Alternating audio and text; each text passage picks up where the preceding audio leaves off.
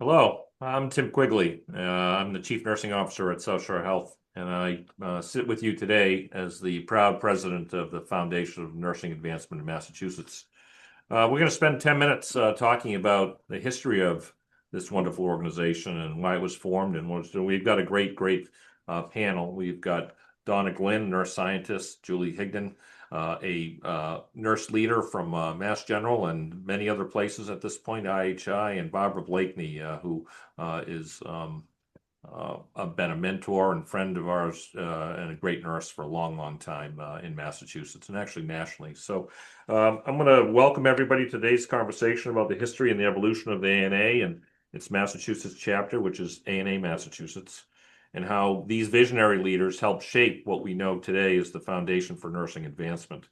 And I'm going to ask Barbara to kind of set the stage and talk a little bit about the history here. You've been deeply connected to the ANA both nationally and locally. Uh, for listeners who may not be familiar, could you give us a brief overview of how the American Nurses Association came to be and what its mission has been historically? Thanks for the question, Tim. It's a great one. ANA started out back in the late 1800s, believe it or not. And the work began there with trying to establish a standard framework for how nursing was going to be conducted. The education was non-existent. And what was defined as practice was people nursed. If a family member needed to be nursed, they were nursed. There was no definition of practice. Mm. From that day forward, essentially, the American Nurses Association, and by extension, ANA Massachusetts, focus has been on the work of the profession. What do I mean by that? What I mean is that in order for nurses to practice, somebody has to take care of the work of the profession. What's the work? Standards of practice, specialty practice, policy, legislation, the Nurse Practice Act. All of those things sit in our background, but without them, we don't get to practice. We don't get to define a specialty. We don't get to engage in an educational process that leads us to a predictable outcome with predictable capabilities. So ANA has always been about what that practice looks like, and we continue that to this day. It's a beautiful framing and scientific framework and of a wonderful profession and how far we've come, and thanks to people like you. So, Donna, can you kind of take this on the next piece and stuff? And the ANA has always been a voice for nurses across the country. How did that national vision begin to take place at the state level, specifically here in Massachusetts? Well, thanks, Tim. And I think that following Barbara is perfect right now because it was leaders like Barbara who really set the stage for ANA Massachusetts to flourish. We had those leaders in the national positions. We also followed a lot of their legislative efforts. I remember one of the early initiatives of ANA Mass was to get a nurse on the Health Policy Commission. And our governor, in their wisdom, he appointed Barbara, knowing that she had that national vision also. So it's really been a collaboration of ANA Mass and our national partners. We've just grown leaders to improve professional nursing practice and continue to this day to work on issues around workplace violence and a whole host of critical issues facing professional nursing. When you think about nursing, right, it being the backbone of the whole healthcare system, and 60% of nurses work in hospitals, but many other settings also. So when you think about how the world might be without nurses, that's a scary thought to me. And then I think Mhm. about the world, how the world might be a better place with more nurses and in those positions of Sure. influence and policy making and power. So I appreciate that, Donna. Barbara, can you tell us a little bit about the origin specifically of the Massachusetts chapters, right? And how did that evolve from being part of this larger national kind of effort around standards and the framework you described into a distinct and dynamic organization that it is today? Sure. Well, Tim, the original affiliate in Massachusetts for ANA was established in 1903. 1903. Pretty early. Um, it it evolved to a large organization with diffuse interests in practice and economics, and in health policy. There was a split around the turn of the century, and the new organization, the new ANA affiliate, which became ANA Massachusetts, had a big job initially of reestablishing membership and membership growth, establishing the continuation of our voice within the public, within government, especially the legislature and the state house. And so it was a very active couple of years as we reestablished our relationship within the state representing the ANA affiliate here in Massachusetts. We've done a tremendous job. It's been hard work, but we've been able to do it. And I think today we are looked at as a voice of reason and stability, a voice of research, a voice of policy and framework that bars none better than us at doing it. You think about those dates, right? As I sit and you listen to you talk and stuff, 1903 was 8 years before women had the right to vote, right? Yes. So when you think about influencing the structures and the power and the influence and the laws and regulations and stuff, there are, as a primarily at the time female profession, still is, I think, 88% female. Think about how difficult that work must have been for those early leaders. So it's impressive. You've kind of covered that second piece around the priorities and stuff. So I'm going to turn it over to Julie and ask her a question here. Is someone, particularly individually, they've been a fantastic leader, and you've seen the organization grow and adapt over time. What do you think has been the most meaningful part of ANA Massachusetts' contribution to the profession here in the Commonwealth? Thanks, Tim. It's a great question.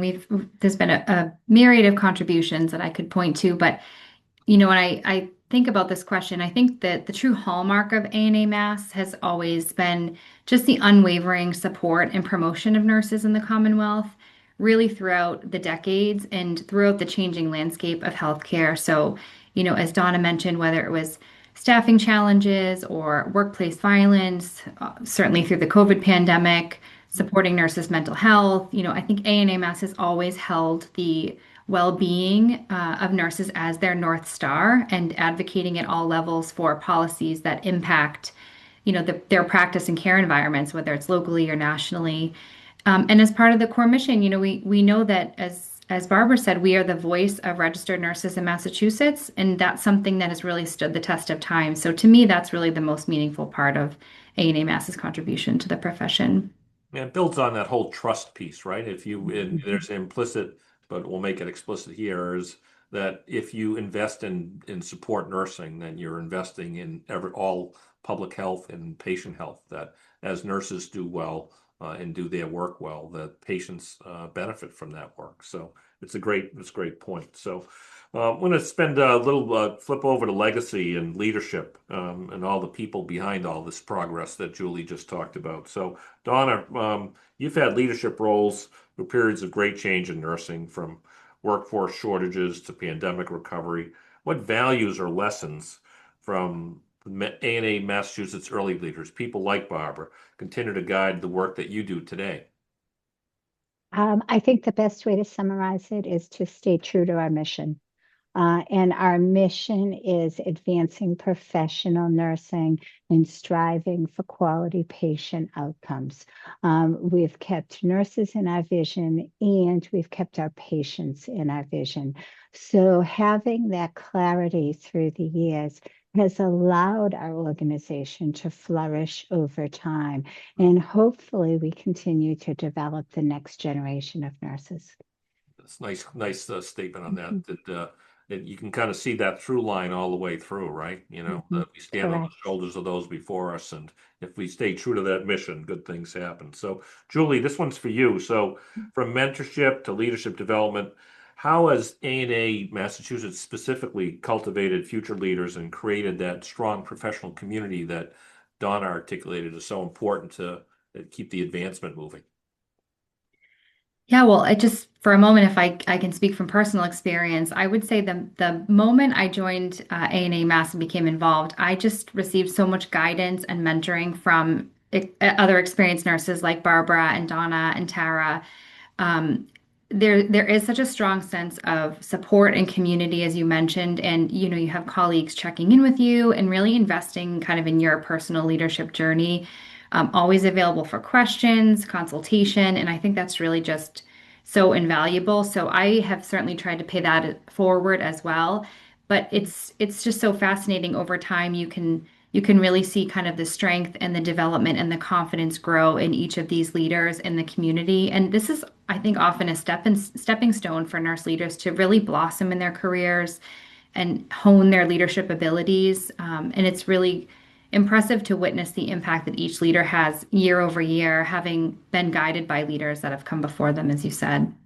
No, it's so true. You reach down and pull the next person up the ladder, right? So it's what always has been, and always it's a wonderful thing about the profession. So let's talk a little bit about the Foundation for Nursing Advancement in Massachusetts. So I think that let's ask Donna about this one because she was in the middle of that and stuff. And how did that idea for a separate foundation actually emerge, and what gap was it really created to fill?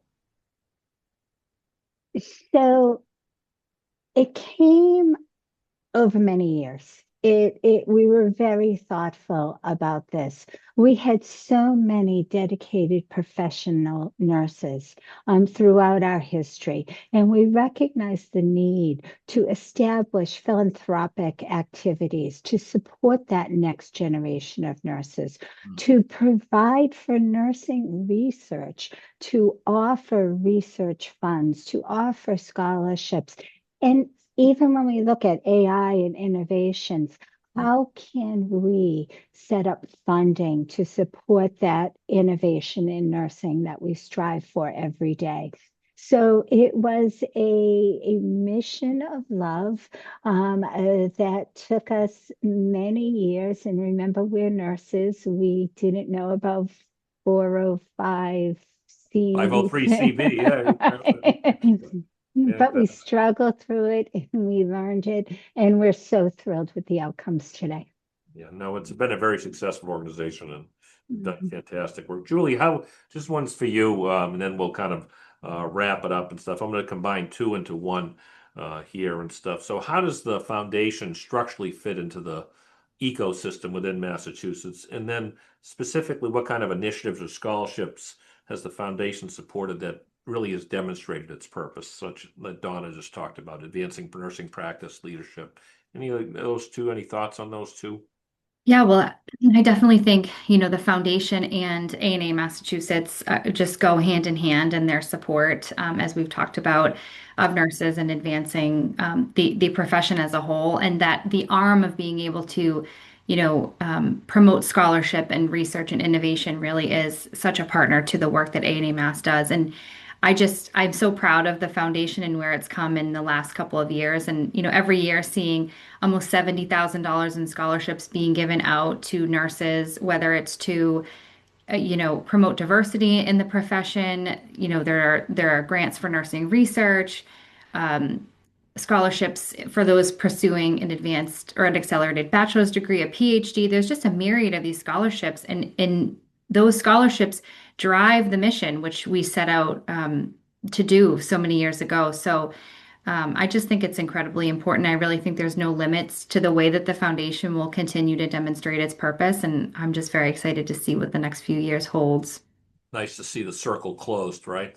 All that hard work resulting in progress that then becomes a virtuous circle that moves it around the next cycle. So on closing reflections, I'm going to channel my inner Tara Turan, who couldn't make it with her today, but she really emphasized, and I would share her reflections, that this structure, this ANA and the FNAMA, provide structure for nurses to be involved. And she was very articulate about the need to be involved in policy, because policy really impacts practice. How Barbara talked in the beginning about this with the standards and the framework, that is evolving science, evolving practice. There's a political aspect to that.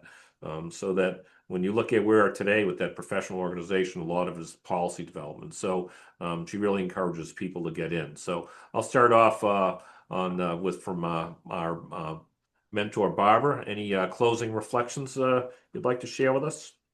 Thanks, Tim. I appreciate the opportunity to lead with that. Those who participate have influence.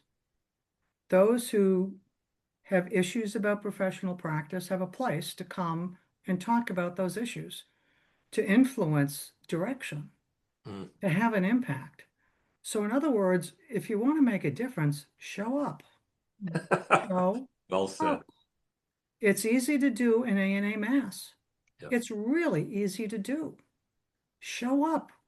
Don't just talk about it. Show up.